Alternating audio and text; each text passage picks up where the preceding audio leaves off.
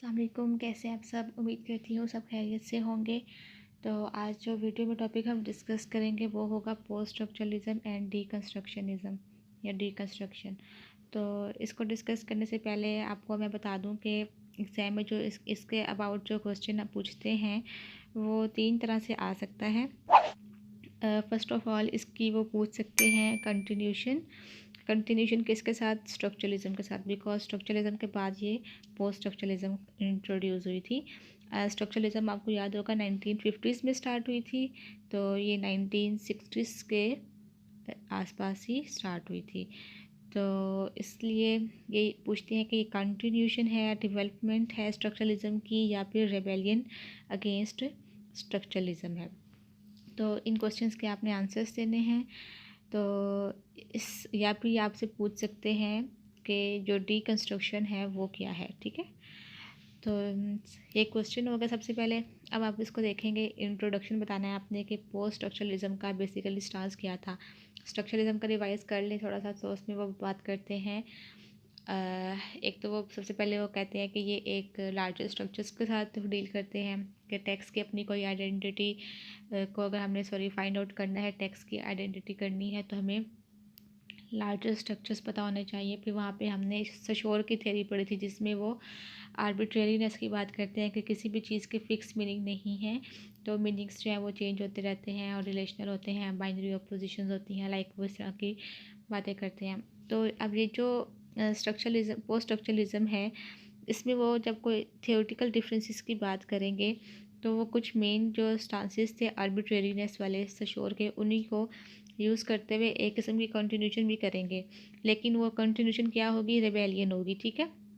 तो यहाँ पर वो ये बात करें इन सम वे रेबेलियन है और एक्यूज़ कर रहे हैं अपने प्रेडिसेसर्स को, जो उनके मीन्स को फॉलोअर जिनको वो फॉलो कर रहे हैं, लाइक जो स्ट्रक्चरलिज्म है उसको। तो इसके बाद जब आप पढ़ते हैं वो लिखा हुआ है द पोस्ट स्ट्रक्चरलिज्म एक्यूज़, उन्होंने एक्यूज़ किया स्ट्रक्चरलिज्म को या स्ट्रक्चरलिस्ट को ऑफ नॉट फॉलोइंग, उन्होंने फॉलो नहीं किया था through the implication of the view about the language, जो लैंग्वेज के अबाउट वर्ल्ड व्यू था जिसको वो इंटेलेक्चुअल सिस्टम कहते हैं, ठीक है, उस चीज़ को वो कहते हैं फॉलो नहीं करते स्ट्रक्चरलिस्ट। तो इसका मतलब क्या, वो कहते हैं कि जो स्ट्रक्चरलिज्म है वो किस चीज़ पर बेस करती है।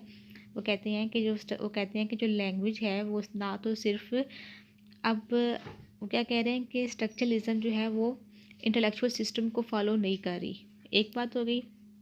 दूसरे नंबर पे वो कहते हैं जो स्ट्रक्चरलिज्म है, अब वो कहते क्या है लैंग्वेज के बारे में, वो कहते हैं कि लैंग्वेज जो है वो ना ही सिर्फ रिफ्लेक्ट करती है ना रिकॉर्ड करती है, बल्कि वो वर्ल्ड को शेप भी करती है। तो वर्ल्ड को शेप करती है तो मतलब कोई एब्सोल्यूट नहीं है, कुछ भी लाइक फिक्स नहीं है। तो वो क्या कहते हैं कि हम पोस्ट स्ट्रक्चर हैं कि इसका मतलब है कि हम अनसर्टेनिटी में रह रहे हैं। तो इस चीज़ के साथ, इस बात से, आर्बिट्रेरी वाली बात से वो रेबल हो जाते हैं, ठीक है, अगेंस्ट चले जाते हैं, जो उनका मेन पॉइंट था स्ट्रक्चरलिज्म का उससे रिवोल्ट कर जाते हैं।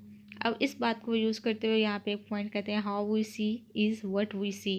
ये कहते हैं कि स्ट्रक्चरलिज्म का पॉइंट ये है कि how we see is what we see, भी हम क्या देखते, कैसे देखते हैं, इज़ व्हाट वी सी, हम क्या देखते हैं, लाइक हमारा अपना पर्सपेक्टिव, हर चीज़ हमारी अपनी है। तो अब इस चीज़ को यूज़ करते हुए ना आप नेक्स्ट देखेंगे जो स्ट्रक्चरलिज्म डीकंस्ट्रक्शन की थ्योरी है, जब ये जनरेट होगी तो वो प्रॉपरली आप देखेंगे कि वो कहते हैं कि सेंटर में ना कुछ भी सेंटर नहीं है, आपने हर चीज़ के अपने मीनिंग देने हैं, ठीक है। ये आगे मैं डिस्कस करूँगी। तो यहाँ से भी वो क्या कॉन्सिक्वेंसेस क्या निकालते हैं, नतीजा क्या निकालते हैं इस बिलीव का, वो कहते हैं पोस्ट स्ट्रक्चरलिज्म वाले। Consequences of this belief that we enter a universe of radical uncertainty। तो इसके बाद वो लास्ट पे जैसे आप देखेंगे वो कहते हैं परमानेंटली इन्होंने रिमूव कर दिया था कि कोई फिक्स इंटेलेक्चुअल है ही नहीं।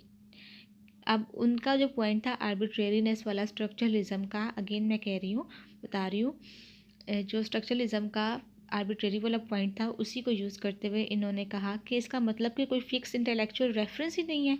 तो फिर इन्होंने अपनी थ्योरी में परमानेंटली रिमूव कर दिया इस पॉइंट को, और इन्होंने कहा कि जो स्ट्रक्चरलिज्म का जो पॉइंट था लैंग्वेज के बारे में, तो फिर इसके बाद उन्होंने इस चीज़ को, इस पॉइंट को यूज़ करते हुए कहा कि हम मतलब कि ग्रेविटी फ्री यूनिवर्स में रह रहे हैं। जब ग्रेविटी फ्री यूनिवर्स में रह रहे हैं, मतलब कि ग्रेविटी हर चीज़ ने जैसे नीचे आना है, ये फॉर एग्जांपल आप समझ लें ये टैक्स है, सब हर चीज़ ने टैक्स के पास आना है। लेकिन जब हम ग्रेविटी फ्री यूनिवर्स में रह रहे हैं तो हर चीज़ बियॉन्ड टैक्स है, ठीक है, हर चीज़ फ्लोट कर रही है। तो ये पोस्ट स्ट्रक्चरलिज्म ने कह दिया था। आई होप आप मेरा पॉइंट समझ रहे होंगे। तो without upside down and right, वो आगे मजीद उसी को क्लैरिफाई कर रहे हैं, this situation of being without intellectual reference point. Again वही बात, तो कहते हैं कि अगर हमारे पास कोई इंटेलेक्चुअल रेफरेंस पॉइंट ही नहीं है, कोई हमारे पास फिक्स चीज़ ही नहीं है, रियलिटी ही नहीं है, अगर किसी चीज़ के मीनिंग्स ही कंफर्म नहीं है, अगर किसी चीज़ की सिचुएशन हमने फाइंड आउट करनी है तो हमें उसके लिए अपने तौर पर पर्सपेक्टिव्स बनाने पड़ते हैं या मीनिंग को अंडरस्टैंड करना पड़ता है अपने तौर पर। तो उसका मतलब कि उस चीज़ के अपने कोई रियल मीनिंग नहीं है, मीन्स उसका कोई इंटेलेक्चुअल रेफरेंस पॉइंट नहीं है। तो इसका मतलब ये है कि पोस्ट स्ट्रक्चरलिज्म ने इसको ऐसे डिफाइन किया कि हम डी सेंटर हो रहे हैं, हम डी सेंटर्ड यूनिवर्स में रह रहे हैं जिसका कोई सेंटर नहीं है, ठीक है। तो आपको समझ आ गया होगा कि पोस्ट स्ट्रक्चरलिज्म ने किस तरह से अपना स्टांस और अपना इंट्रोडक्शन दिया। उन्होंने स्ट्रक्चरलिज्म को यूज़ करते हुए, उनके पॉइंट्स को यूज़ करते हुए अपने कुछ पॉइंट्स रखे और उन्होंने यहाँ पर बात की डी सेंटर की। असल में आपने आर्बिट्रेरीनेस को यूज़ करते हुए, कंसेप्ट को क्लियर करते हुए आपने यहाँ पर इसका ये वाला कंसेप्ट अंडरस्टैंड करना है पोस्ट स्ट्रक्चरलिज्म का। तो इसके बाद आप देखेंगे, हम कुछ डिफरेंसेस देखेंगे। तो जैसे कि अब आपने यहाँ देखा कि किस तरह से पोस्ट स्ट्रक्चरलिज्म ने स्ट्रक्चरलिज्म की बात को तोड़ मरोड़ के अपना स्टांस दिया और कितना वो कंटिन्यूशन है और कितनी वो रेबेलियन नेचर शो कर रहा है, ये आपने यहाँ पे नोटिस किया है। और अब आप देखें कि मैंने कुछ वर्ड्स सर्कल किए हैं यहाँ पर, तो ये आप लोगों ने अपने इसके इंट्रोडक्शन में अपने माइंड में रखने, जिन बातों के ऊपर इसने डिस्कशन की है पोस्ट स्ट्रक्चरलिज्म ने। इसके बाद अब आप देखेंगे कि कुछ डिफरेंसेस हम देखेंगे यहाँ पर, ये कुछ मैंने हाईलाइट की हुई है, ये अगर आप अपने रेफरेंस के तौर पर चीज़ें ऐड करना चाहें तो। ओके, अब हम डिफरेंसेस देखते हैं, क्योंकि एग्ज़ाम पॉइंट ऑफ व्यू से जो क्वेश्चन आता है वो डिफरेंसेस भी पूछते हैं स्ट्रक्चरलिज्म और पोस्ट स्ट्रक्चरलिज्म में। तो इसका जो डिफरेंस है वो कुछ 3-4 बातें और डिस्कस करते हैं। ओरिजिन डिस्कस करते हैं, टोन एंड स्टाइल डिस्कस करते हैं, एटीट्यूड टू लैंग्वेज डिस्कस करते हैं, इसके बाद प्रोजेक्टेड बाय, ये 4 चीज़ें वो डिस्कस करते हैं डिफरेंस के तौर पे। तो अब आप यहाँ देखें, जो ओरिजिन है वो ये कहते हैं कि जो स्ट्रक्चरलिज्म है उसका ओरिजिन जो है वो लिंग्विस्टिक है और जो पोस्ट स्ट्रक्चरलिज्म है उसका ओरिजिन फ़िलासफ़ी है।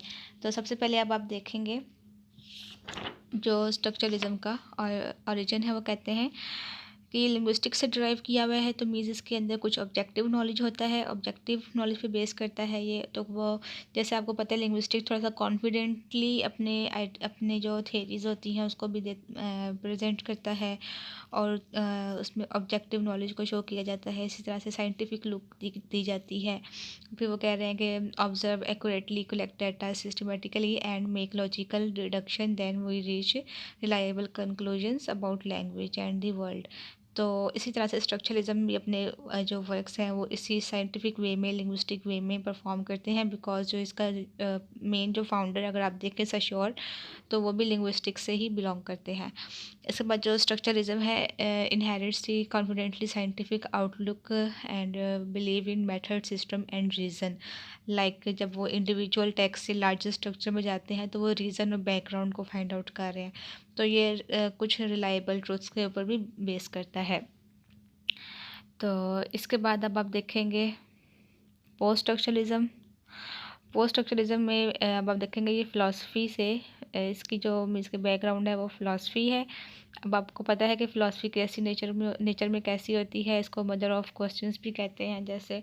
तो मीन्स के इसमें आपके पास कुछ एब्सोल्यूट ट्रुथ नहीं होता, ये स्केप्टिसिज्म या स्केप्टिकल होता है इन नेचर फ़िलासफ़ी जो होती है।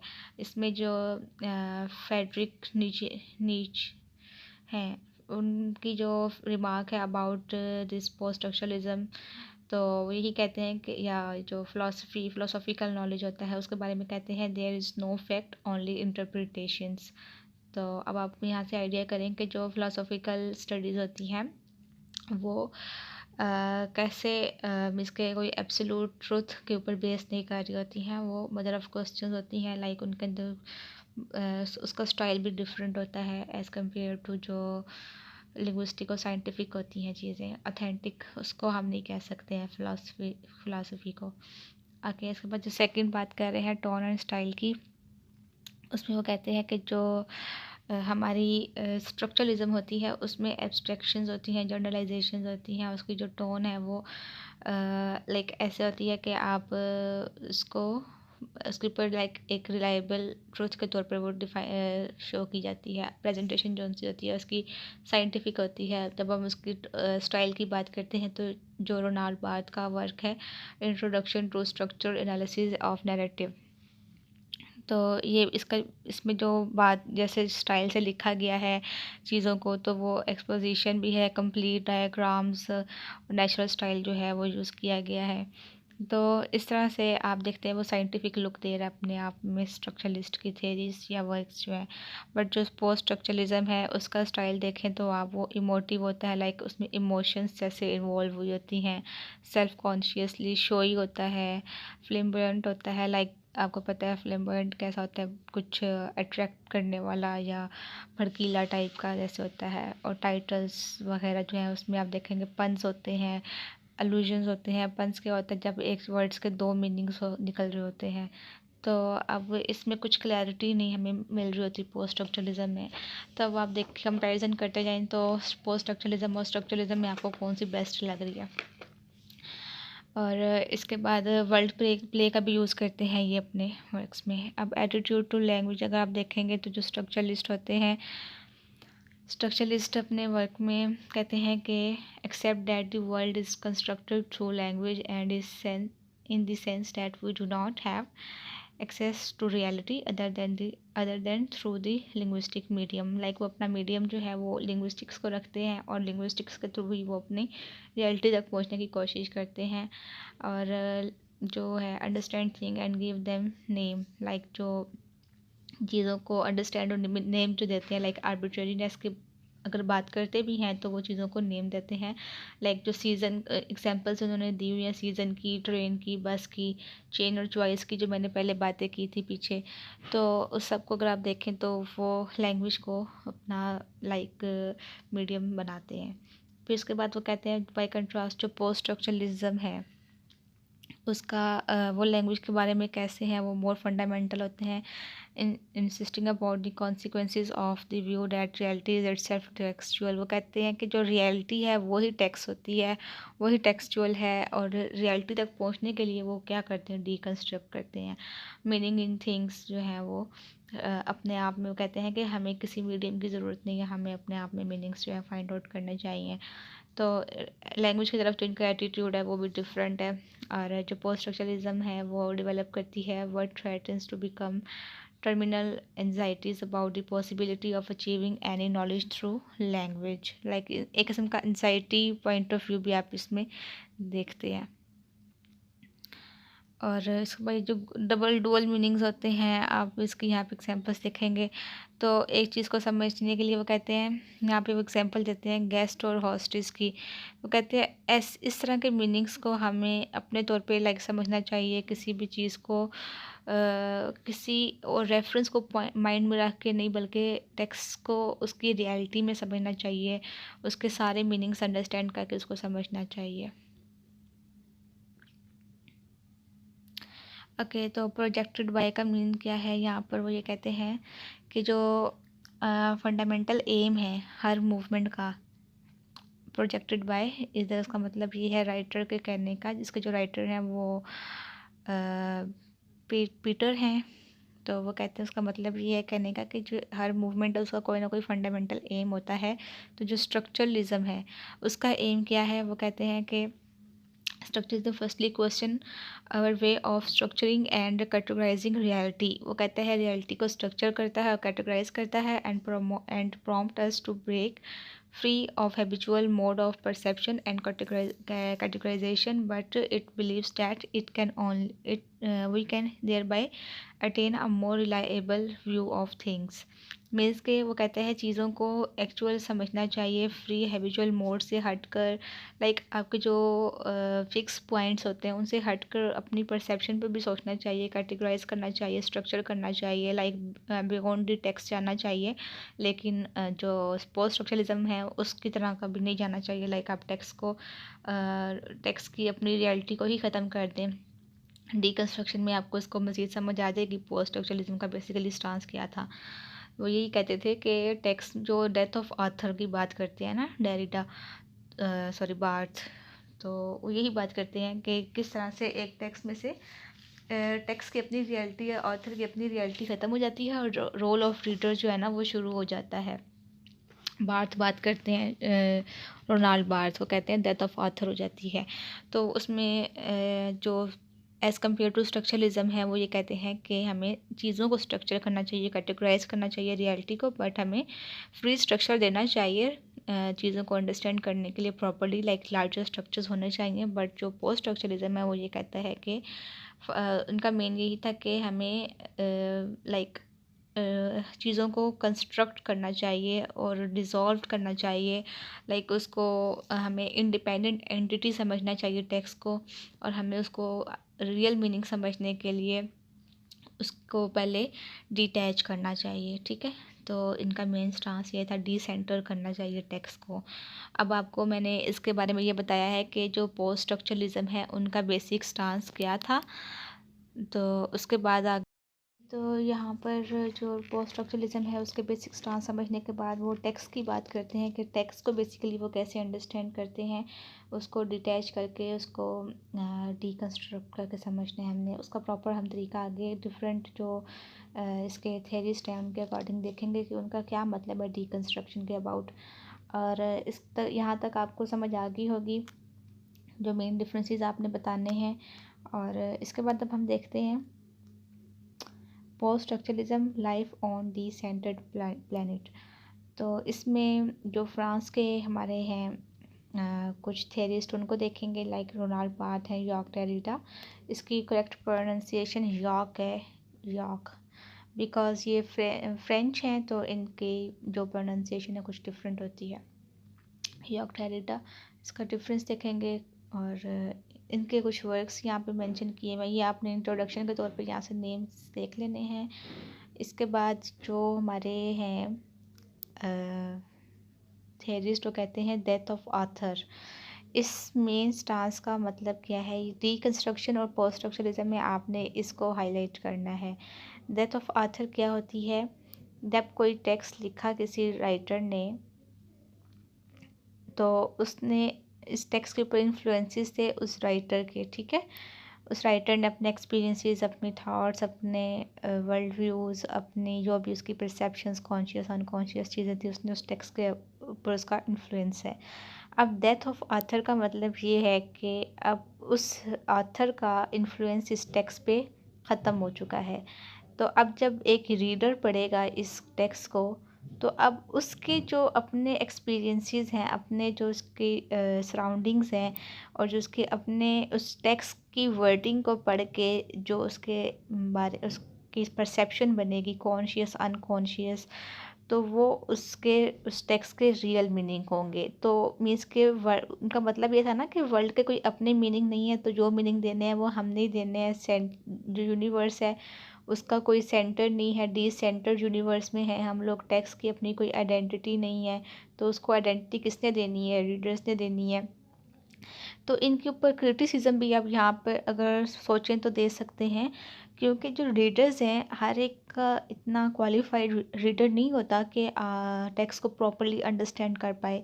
अब हर कोई राइटर भी नहीं होता, राइटर भी वही बनते हैं जिनकी थोड़ी अप्रोच होती है, जो लाइक चीज़ों को अंडरस्टैंड डीपली करते हैं, जिनका स्टाइल होता है लिखने का। और लेकिन यहाँ पे कहते हैं कि रीडर ने ही टेक्स्ट के मीनिंग्स देने हैं, तो डेथ ऑफ आथर हो जाएगी, तो रीडर ने खुद अंडरस्टैंड करना है उस टेक्स्ट की रियलिटी को। तो यहाँ पर इन्हीं बातों को हाईलाइट किया हुआ है।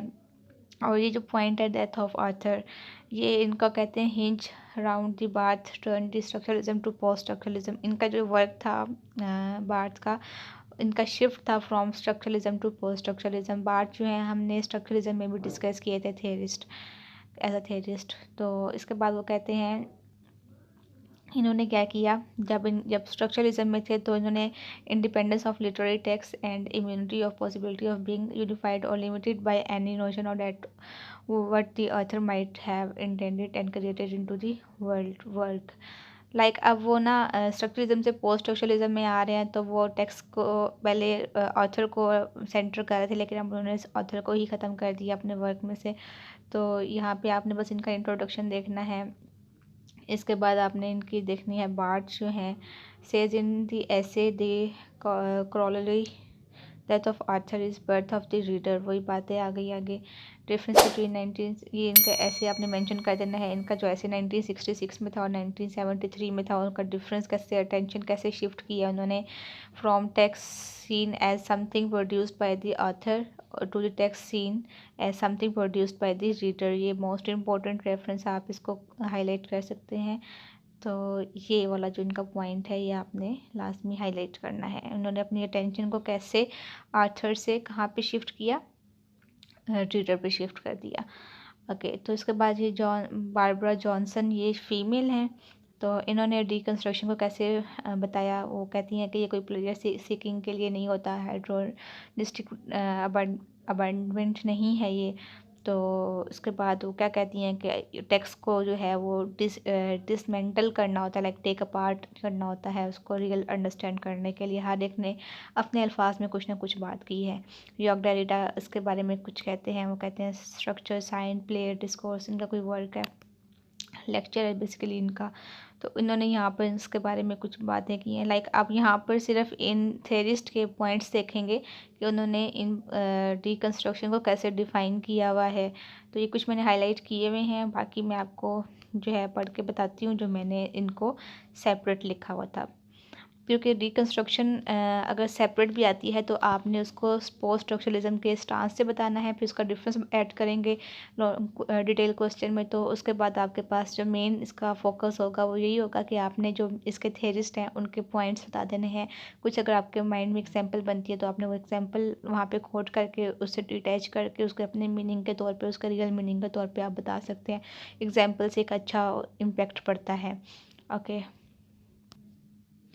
ओके तो post structuralism as applied form. अब आपने अप्लाइड फॉर्म में मैंने आपको बताया था कि हम जब बात करेंगे तो हम डिकन्स्ट्रक्शन की बात करेंगे।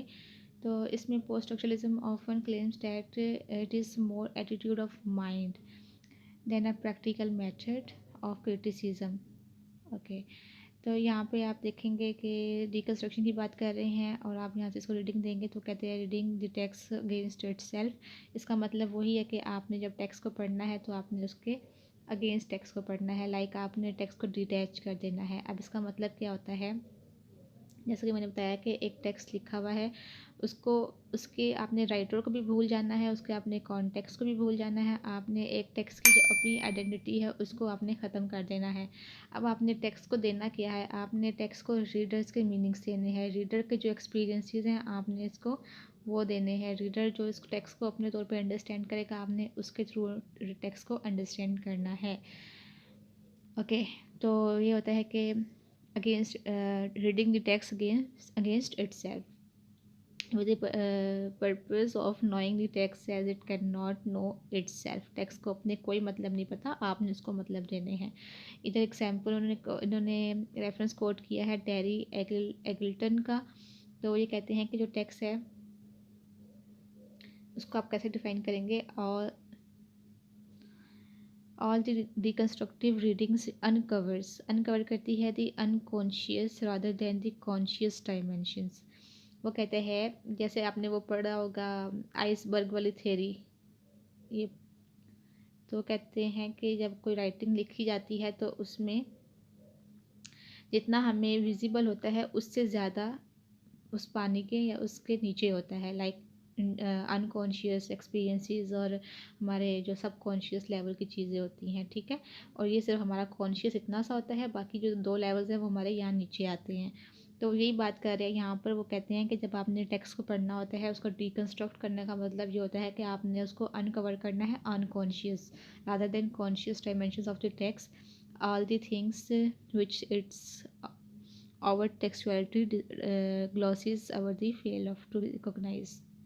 ओके जो हम चीज़ें रिकॉग्नाइज नहीं कर पाते हैं टेक्स्ट को, हम उसको बस जो राइटर दिखाता है हम वही देखते हैं, उसके अगेंस्ट हमने अब इस चीज़ को डिस्कस करना है और हमने इस सारी चीज़ों को हाईलाइट करना है, इस सब चीज़ों को अंडरस्टैंड करना है। तो वो कहाँ से होंगी, वो डीकंस्ट्रक्शन के थ्रू होंगी।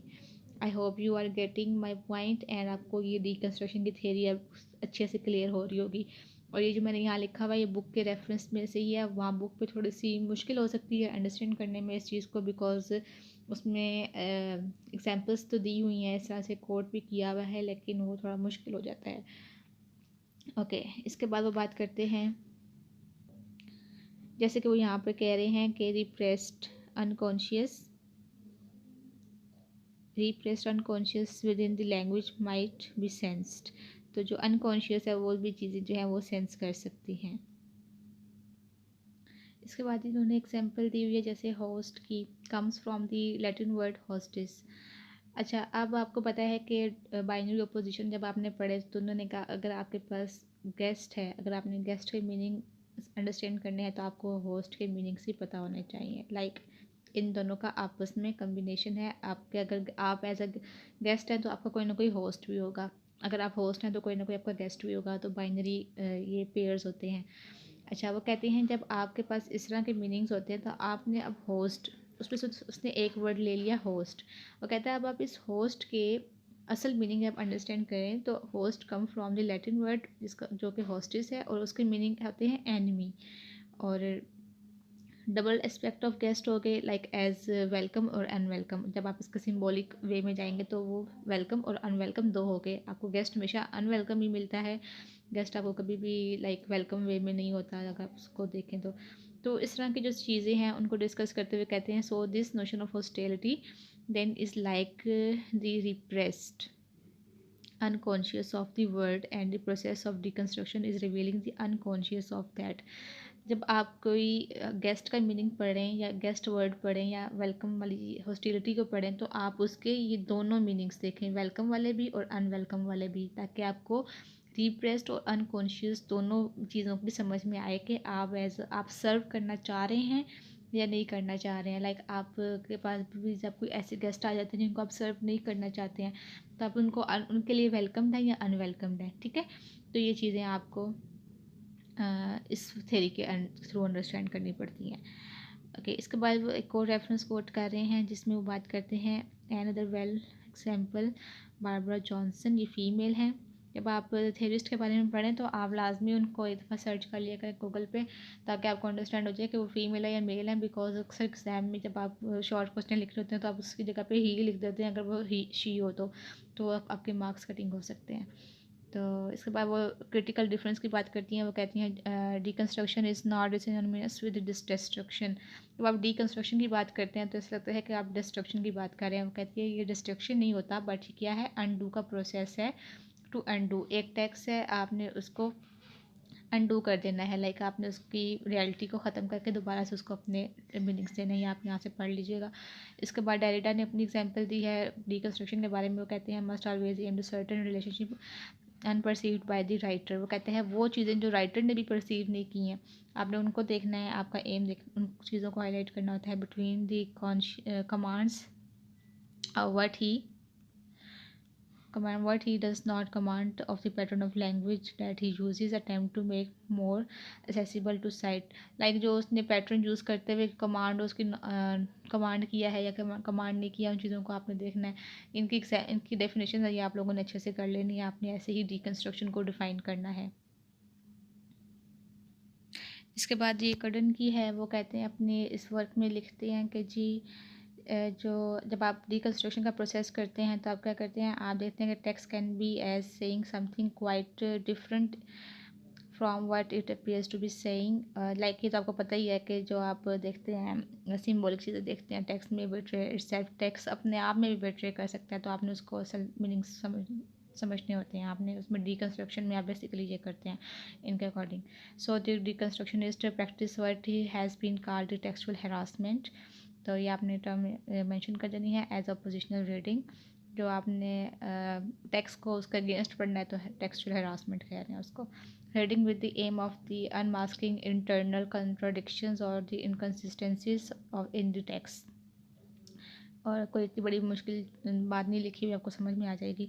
Aiming to show the disunity and underlies its apparent unity. वो ये कि बस आपने जो चीज़ उसके अंदर टेक्स्ट के जो एक्चुअल मीनिंग्स तक पहुंचने के लिए आपने उसकी देखना है, अनमास्क करना है उसको, और देखना है कि डिसयूनिटी हो रही है, अंडरलाइज दी अपेरेंट यूनिटी। तो ये सब चीज़ें आपने देखनी होती हैं। The aim of new critics to previous generation by contrast to show the beneath apparent. Okay, आप लोग बस पढ़ लीजिएगा यहाँ से, ये आसान लिखी हुई चीज़ें। डिकन्स्ट्रक्शनिस्ट का एम क्या होता है? To show the text is at war itself. इन्होंने वार के मीनिंग दे दी हैं। अब आप देखें ना कितने ये वो वाकई ही शोई किस्म के वर्ड्स यूज़ कर रहे हैं अपने थेरी में। लाइक आप उसको पढ़ने पे मजबूर हो जाएंगे और आप कहेंगे हाँ वाकई ऐसा हो सकता है। और थेरी होती है तो कोई ना कोई इसकी वैलिडिटी होती भी है, लेकिन जब आप इसका ओरिजिन देखते हैं, हमने देखा ये फ़िलासफ़ी इसका ओरिजिन है, तो वहाँ पे थोड़ी सी हमें होती है कि जी पता नहीं क्या होगा। लेकिन इनकी बातें भी सही हैं देखा जाए तो। और लाइक जब से वो मैंने उसकी बात की थी आइसबर्ग की, तो it look for the evidence of the gap break fissures and disunities discontinuities of all kind. Okay, ये हो गया। अब आप इसका कंक्लूजन के तौर पे आप इसमें देखेंगे यहाँ पर लिखा हुआ है वर्ड पोस्ट स्ट्रक्चरिस्ट डू, ये आपने लाजमी मेंशन करना है अपने एग्ज़ाम में। अच्छा, वो कहते हैं कि ये रीड करते हैं टेक्स्ट को अगेंस्ट इट सेल्फ, और फिर उसके बाद टेक्सचुअल सबकॉन्शियस देखते हैं, अगेन वही सब चीज़ें, सरफेस फीचर्स को दे fixed upon the surface features of the word and this unity rather than the unity. और सिंगल पैसेज होते हैं, ये मैंने अंडरलाइंस की हुई है यहाँ पे ऑलरेडी, आप इसको यहाँ से पढ़ सकते हैं कि स्ट्रक्चरलिस्ट करते हैं बेसिकली। और ये फॉल्ट लाइन का इसमें शॉर्ट क्वेश्चन भी आ जाता है, ये आप कर लीजिएगा। अच्छा, इसके बाद वो कहते हैं कि जो 3 स्टेजेस हैं डिकंस्ट्रक्शन की वो उन्होंने बताई हुई हैं, उसमें वर्बल, टेक्सचुअल और लिंग्विस्टिक स्टेजेस होती हैं। और इसमें आप एग्जांपल्स कोट कर सकते हैं, या मैंने स्क्रीन पे मेंशन कर दिया, आप उसको देख लीजिएगा। और इसके बाद ये कुछ इम्पोर्टेंट टर्म्स हैं जिसमें आप देखेंगे aporia, logocentrism, deep panopticism, history of sexuality, birth of clinic, intertextuality chora. ये शॉर्ट क्वेश्चन के तौर पे भी पूछे जा सकते हैं, और ये आप इसको देख सकते हैं पोस्ट स्ट्रक्चरलिज्म में ये वाली टर्म्स यूज़ होती हैं। इसमें से जो डिफरेंस वाला है ये बहुत ज़्यादा इंपॉर्टेंट है, इसका मैं यहाँ पर आपको एक वो बता रही हूँ, ये स्लाइड शेयर कर रही हूँ। इसमें जैसे कि लिखा हुआ है स्पेचुअल और टाइम वाला और प्लेस वाला, तो ये डिफरेंस आप लोग यहाँ पे इसका देख लें।